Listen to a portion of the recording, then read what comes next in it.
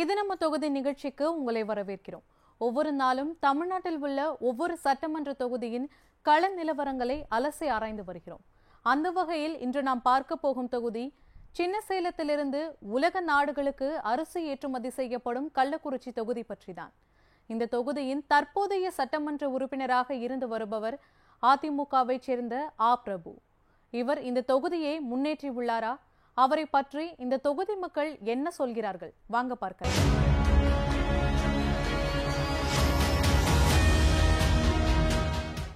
கள்ளக்குறிச்சி சட்டமன்ற தொகுதியின் சிறப்பம்சங்களையும் அங்குள்ள பிரதான தொழில் வளங்களையும் பார்க்கலாம். சின்னசேலம் தொகுதியிலிருந்து கடந்த 2009ஆம் ஆண்டு தொகுதி மறுசீரமைப்பின்படி உருவாக்கப்பட்ட தொகுதிதான் கள்ளக்குறிச்சி. தியாகதுர்கம் பேரூராட்சி, கள்ளக்குறிச்சி நகராட்சி மற்றும் 100க்கும் மேற்பட்ட கிராமங்களை தன்னகத்தை கொண்டுள்ளதுதான் இந்த தொகுதி. இந்த தொகுதியின் பிரதான தொழிலாக இருந்து வருகிறது நெல், கரும்பு, மணிலா, வாழை, மஞ்சள், பருத்தி ஆகியவை இங்கு பிரதானமாக பயிரிடப்பட்டு வருகிறது. சின்னசேலத்திலிருந்து அண்டை மாநிலங்கள் மட்டுமல்லாது வெளிநாடுகளுக்கும் நெல் ஏற்றுமதி செய்யப்படுகிறது. மேலும் இங்கு பயிரிடப்பட்டு வரும் பருத்திகளுக்கு தனி மவுசு இருந்து வருகிறது. விழுப்புரம் மாவட்டத்திலிருந்து வந்த கள்ளக்குறிச்சியினை கடந்த 2 வருடங்களுக்கு முன்பு பிரித்து கள்ளக்குறிச்சியை தனி மாவட்டமாக தமிழக அரசு அறிவித்தது குறிப்பிடத்தக்கது. புவிசார் குறியீடு பெற்றுள்ள மர சிற்பங்கள் கள்ளக்குறிச்சிக்கு மேலும் சிறப்பை சேர்க்கின்றன. இங்கு தயாரிக்கப்படும் மர சிற்பங்கள் நாடு முழுவதும் மிகவும் பிரசித்தி பெற்றவை.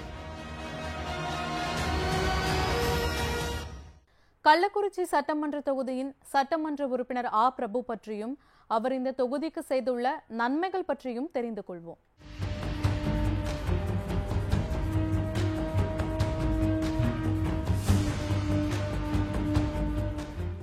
கள்ளக்குறிச்சி சட்டமன்ற தொகுதியின் சட்டமன்ற உறுப்பினராக இருந்து வருபவர் பிரபு. இவர் அதிமுகவை சேர்ந்தவராவார். இவர் பிடெக் வரை படித்துள்ளார். இவரது தந்தை அதிமுகவில் இருந்து வந்தார். இதன் காரணமாகவும் அதிமுகவின் மீது கொண்ட பற்றின் காரணமாக தன்னை அக்கட்சியில் இணைத்துக் கொண்டு முழு நேர அரசியலில் ஈடுபட்டு வந்தார். இவர் இலங்கை பாசறையில் பொறுப்பு வகித்து வந்தார். இந்நிலையில் இவரின் செயல்பாடு சிறப்பாக இருந்ததை அடுத்து அதிமுகவின் முன்னாள் பொதுச் செயலாளர் ஜெயலலிதா கடந்த 2016ஆம் ஆண்டு நடைபெற்ற சட்டமன்ற தேர்தலில் கள்ளக்குறிச்சி தொகுதியில் போட்டியிட வாய்ப்பு வழங்கினார். இந்த வாய்ப்பினை சிறப்பாக பயன்படுத்தி வெற்றி வாகை சூடி சட்டமன்ற உறுப்பினராக இருந்து வருகிறார் பிரபு. கடந்த 2016ஆம் ஆண்டு தாக்கல் செய்த பிரமாண பத்திரத்தின்படி 1,96,36,000 மதிப்புள்ள சொத்து இருப்பதாகவும் இவரின் மீது எந்தவித குற்ற வழக்குகளும் இல்லை என்றும் தெரிவித்துள்ளார்.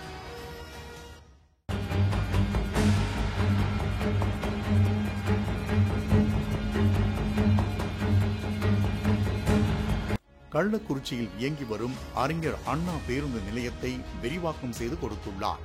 நகரின் முக்கிய பகுதியில் இருக்கும் கழிவுநீர் கால்வாய்களை சீரமைத்து கொடுத்துள்ளார். கள்ளக்குறிச்சியை தனி மாவட்டமாக அறிவிக்க வேண்டும் என்பதில் விடாப்பிடியாக இருந்து தனி மாவட்டமாக பெற்று தந்துள்ளார். மருத்துவ கல்வி பயில்வதற்காக மாணவர்கள் வெளியூர்களுக்கு சென்று வருவதனால் அனைவரும் சிரமப்பட்டு வருவதாகவும் இதனை தவிர்க்கும் வகையில் மருத்துவக் கல்லூரி அமைத்து தர வேண்டும் என மக்கள் கோரிக்கை வைத்ததை தொடர்ந்து இந்த கோரிக்கையை நிறைவேற்றி தரும் வகையில் மருத்துவக் கல்லூரியை இங்கு பெற்று தந்துள்ளார். கண்டாச்சி மங்கலம் கிராமத்தில் உள்ள மணிமுத்து ஆறு குறுக்கே பல கோடி ரூபாய் மதிப்பீட்டில் புதிதாக தடுப்பணை கட்டப்பட்டு வருகிறது. தனது தொகுதி மேம்பாட்டு நிதியில் இருந்து தரமற்ற சாலைகளை தரம் உயர்த்தி கொடுத்துள்ளார். மேலும் சமுதாய நலக்கூடம், பேருந்து நிழற்குடைகள் அமைத்து கொடுத்துள்ளார். கள்ளக்குறிச்சி சட்டமன்ற தொகுதியில் உள்ள மக்களின் நீண்ட நாள் கோரிக்கைகள் என்ன என்று பார்ப்போம். குறுகிய இடத்தில் இருக்கும் பேருந்து நிலையத்தை பெரிய இடத்திற்கு மாற்றித்தர வேண்டும் என மக்கள் கோரிக்கை வைத்துள்ளனர். கள்ளக்குறிச்சி நகருக்குள் அதிக அளவில் வாகனங்கள் வந்து செல்வதால் போக்குவரத்து நெரிசல் ஏற்பட்டு வருவதனால் புறவழிச்சாலை அமைத்துக் கொடுக்க வேண்டும் என கோரிக்கை விடுத்து வருகின்றனர்.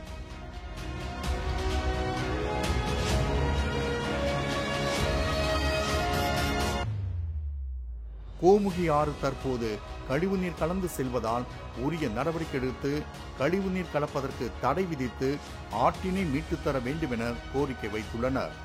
மட்டிகைக்குறிச்சி கிராமத்தில் கோமுகி ஆற்றினை கடந்து செல்ல மேம்பாலம் இல்லாததால் 4 கிலோமீட்டர் தூரம் சுற்றி செல்ல வேண்டிய சூழ்நிலை இருந்து வருவதால் மேம்பாலம் அமைத்து தர வேண்டும் என கோரிக்கையை மக்கள் முன்வைக்கின்றனர்.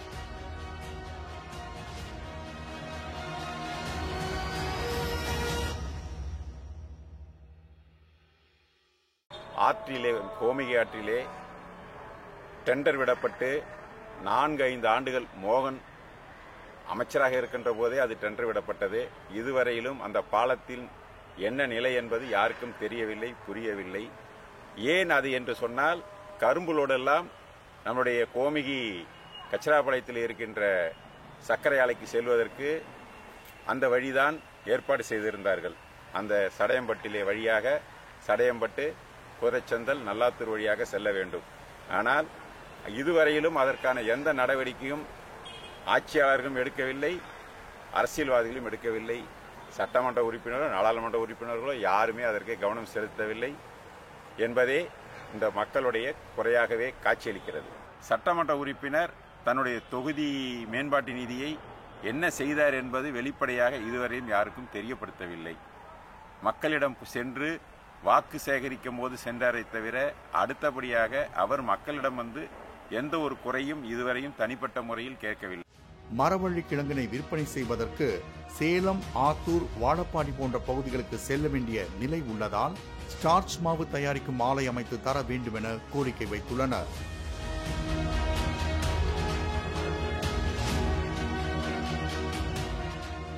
தொகுதிக்குள் நுழையும் போது மயானத்திலேயே குப்பை கிடங்கு அமைத்துள்ளதால் சுகாதார சீர்கேடு அடைந்து வருவதால் திடக்கழிவு திட்டத்தை சரியான முறையில் அமைத்து தர வேண்டும் என கோரிக்கை வைத்துள்ளனர்.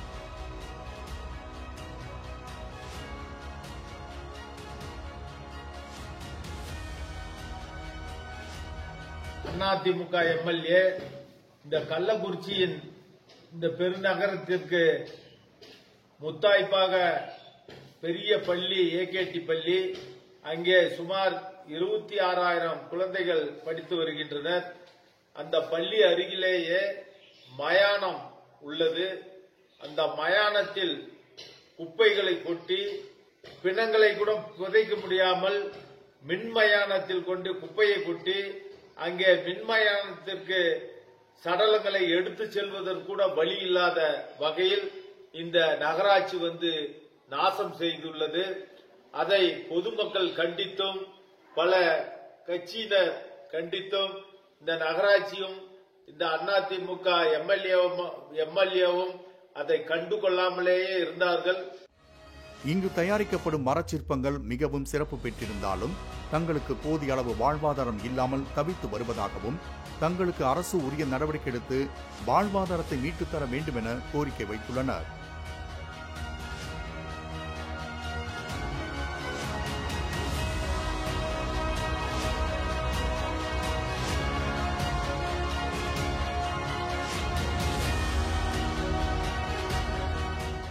இன்னும் வந்து இந்த கவர்மெண்ட் ஏதோ அவங்களால முடிஞ்சது எங்களுக்கு ஒரு சலுகையா வந்து இந்த செய்யறாங்க, இந்த வாழ்வாதாரம் அவங்களுக்கு பின்தங்கி இருக்கு, அந்த கவர்மெண்ட் வந்து எங்களுக்கு ஒரு முக்கியத்துவம் கொடுத்து சரிங்க இது வந்து நாங்க கவர்மெண்டே எடுத்து சேல்ஸ் பண்ற மாதிரி ஒரு ஐடியா கூட எங்களுக்கு பண்ணலாம். சரிங்க, நீங்க கவர்மெண்ட் வந்து ஒரு இதை நாங்க வாங்கிக்கிறோம், கொள்முதல் பண்ணிக்கிறோம், கவர்மெண்டா பண்ணி எங்களுக்கு ஒரு இதுனா கூட இன்னும் கொஞ்சம் எங்களுக்கு வேலை செய்யறதுக்கு இன்னும் ஒரு இன்ட்ரெஸ்டா இருக்கும். ஆனா வந்து பரம்பரை இப்ப இதுல என்ன கேட்டீங்கன்னா, ஒரு சில பேரே வந்து இந்த வேலைக்கு வந்து முக்கியத்துவம் கொடுக்க என்ன நம்ம செஞ்சு என்ன பண்ண போறோம் அப்படின்ற மாதிரி எங்க விக்கிறது அப்படின்ட்டு அவங்கவுங்க ஒரு கூலித்துறையில் போற மாதிரி கூட ஒரு சில விஷயம் நாங்க வந்து இப்ப பரம்பரத்திலையும் கொஞ்சம் கொஞ்சமா அப்படியே பின்வாங்கிட்டு இருக்க ஒழிஞ்சு முன்னோக்கி எங்களால போக்க முடியல. அடுத்து கள்ளக்குறிச்சி சட்டமன்ற தொகுதியின் வெற்றியாளரை தேர்ந்தெடுக்க போகும் வாக்காளர்களின் நிலவரங்களையும், அந்த தொகுதியில் இதுவரை அதிகளவில் வெற்றிகளை பெற்றுள்ள கட்சியின் நிலவரங்களையும் பார்க்கலாம். கள்ளக்குறிச்சி சட்டமன்ற தொகுதியில் 1,43,953 பெண் வாக்காளர்கள், 1,41,681 ஆண் வாக்காளர்கள், 56 மூன்றாம் பாலின வாக்காளர்கள் என மொத்தம் 2,85,690 பேர் வருகின்ற சட்டமன்ற தேர்தலில் வாக்களித்து தங்கள் தொகுதிக்கான உறுப்பினரை தேர்ந்தெடுக்க உள்ளனர். கள்ளக்குறிச்சி சட்டமன்ற தொகுதி சின்னசேலம் சட்டமன்ற தொகுதியினை கடந்த 2009ஆம் ஆண்டு மறுசீரமைப்பு செய்த பின்பு உருவாக்கப்பட்ட தொகுதியாகும். கள்ளக்குறிச்சி தொகுதியில் கடந்த 2011ஆம் ஆண்டு முதல் 2016ஆம் ஆண்டு வரை 2 முறை பொது தேர்தல் நடைபெற்றுள்ளது. இங்கு நடைபெற்ற தேர்தல்களில் அதிமுகவே 2 முறையும் வெற்றி பெற்றுள்ளது. கடந்த 2011ஆம் ஆண்டு நடைபெற்ற முதல் சட்டமன்ற தேர்தலில் அதிமுக சார்பில் களம் இறங்கிய அழகுவேலு என்பவர் 50,000 வாக்குகள் வித்தியாசத்தில் தன்னை எதிர்த்து போட்டியிட்ட விடுதலை சிறுத்தைகள் கட்சி வேட்பாளர் பாவரசினை வீழ்த்தி முதல் வெற்றியை பதிவு செய்தார். இதனையடுத்து கடந்த 2016ஆம் ஆண்டு நடைபெற்ற சட்டமன்ற தேர்தலில் அதிமுக சார்பில் முதன்முறையாக களம் இறக்கப்பட்ட பிரபு தன்னை எதிர்த்து போட்டியிட்ட திமுக வேட்பாளர் காமராஜினை 21,000 வாக்குகள் வித்தியாசத்தில் தோற்கடித்து சட்டமன்றத்திற்கு சென்றார். இத்துடன் கள்ளக்குறிச்சி தொகுதி நிறைவு பெற்றது. இணைந்திருங்கள், இது நம்ம தொகுதி.